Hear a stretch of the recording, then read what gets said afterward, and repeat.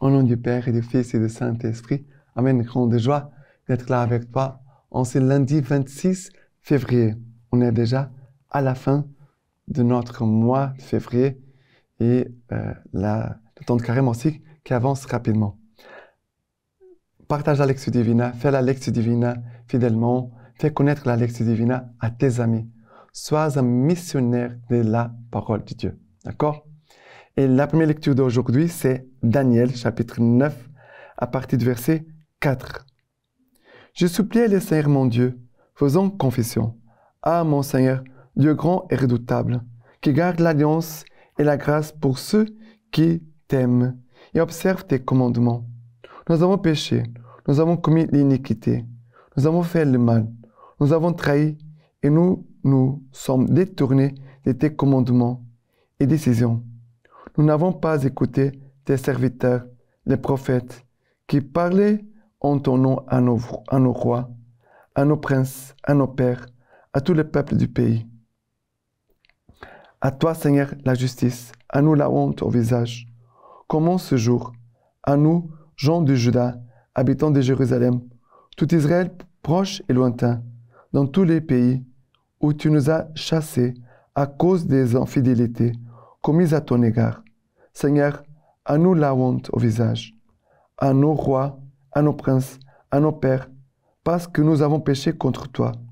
Ô Seigneur notre Dieu, les miséricordes et les pardons, car nous l'avons trahi, et nous n'avons pas écouté la voix du Seigneur notre Dieu pour marcher selon les lois qu'il nous avait ordonnées par ses serviteurs, les prophètes. Alors, ici, dans ce chapitre 9, il y a la prière de Daniel. Nous sommes dans cette année de la grande symphonie des prières. Et on doit fortifier notre prière, approfondir notre prière, améliorer notre prière, notre vie de prière. D'accord?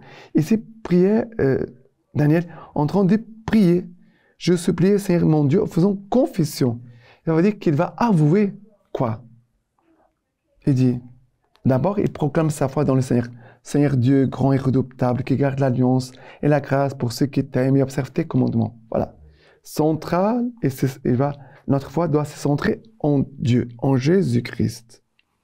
Après, il va faire le deuxième mouvement. Avouer son péché. Nous avons péché, nous avons commis l'iniquité, nous avons fait le mal, nous avons trahi, nous sommes détournés de tes commandements et décisions.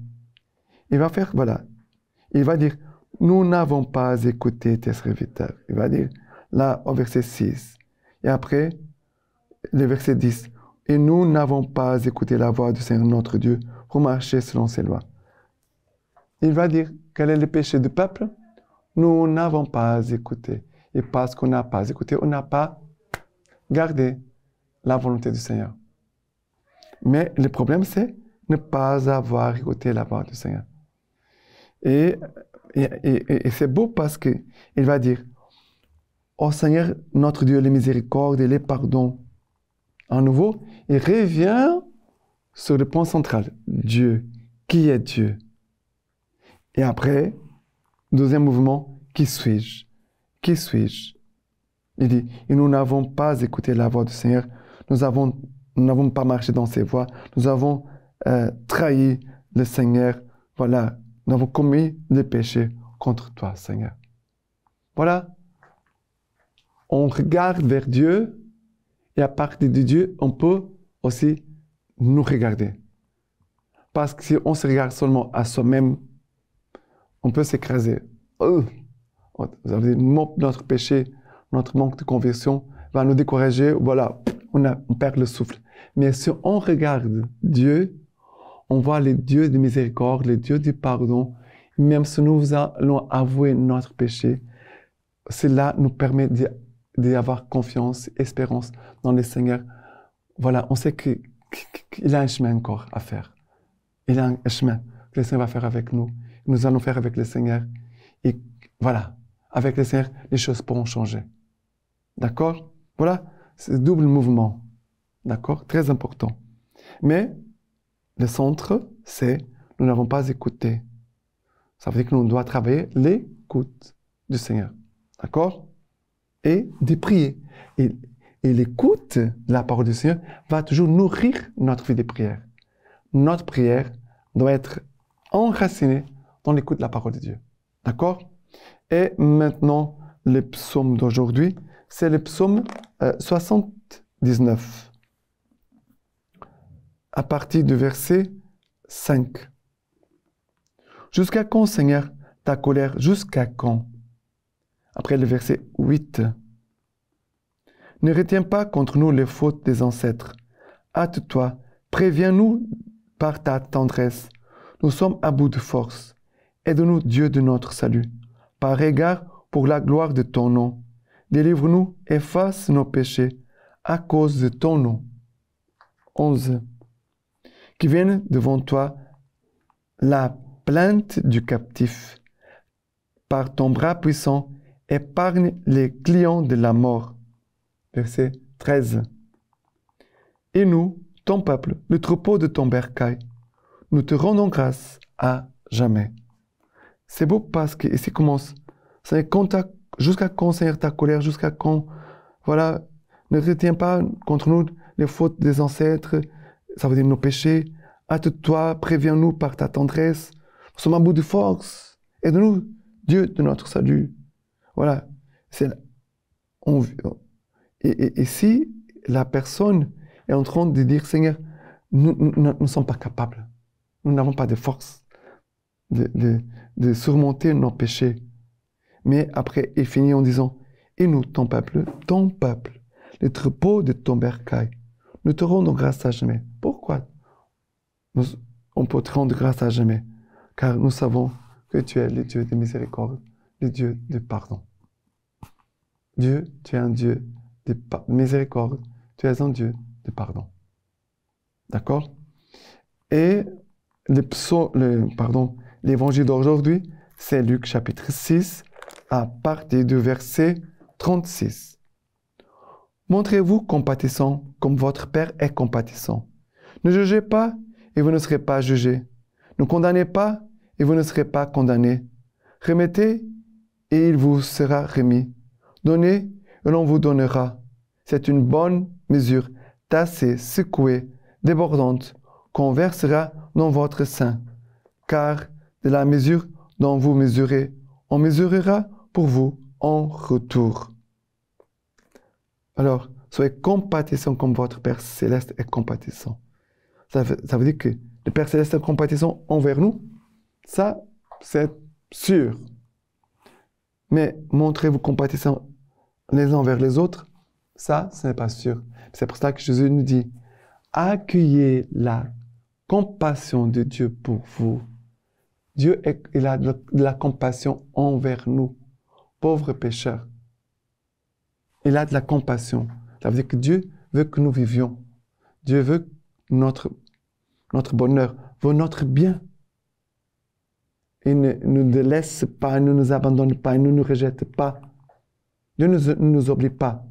Mais il veut aussi qu'à la mesure que sa compassion entre en nous, qu'on puisse faire miséricorde, avoir cette compassion envers nos frères et sœurs. Et ça, c'est de l'ordre parfois du miracle. Pourquoi? Parce que comme nous voulons toujours notre propre bien, c'est normal, Seigneur, sois compatissant envers moi, je suis misérable, je suis un pauvre pécheur. Voilà, on supplie, on veut accueillir.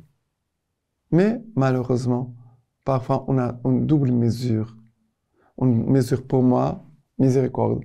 Pour les autres, dureté, jugement, voilà, condamnation. Ça veut dire que la mesure, souvent, ce n'est pas la même entre nous et entre nous. On doit demander que la mesure soit la même.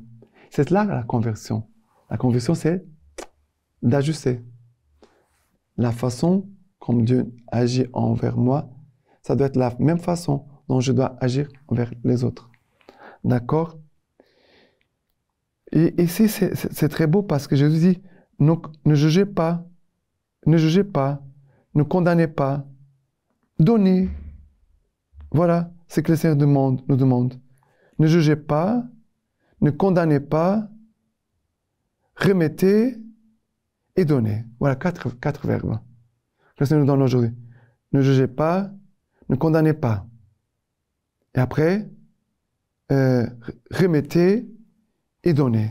Voilà les verbes. Que ces verbes puissent conduire nos actions pendant tout au long de notre journée. Qu'elles puissent conduire toute notre journée. D'accord?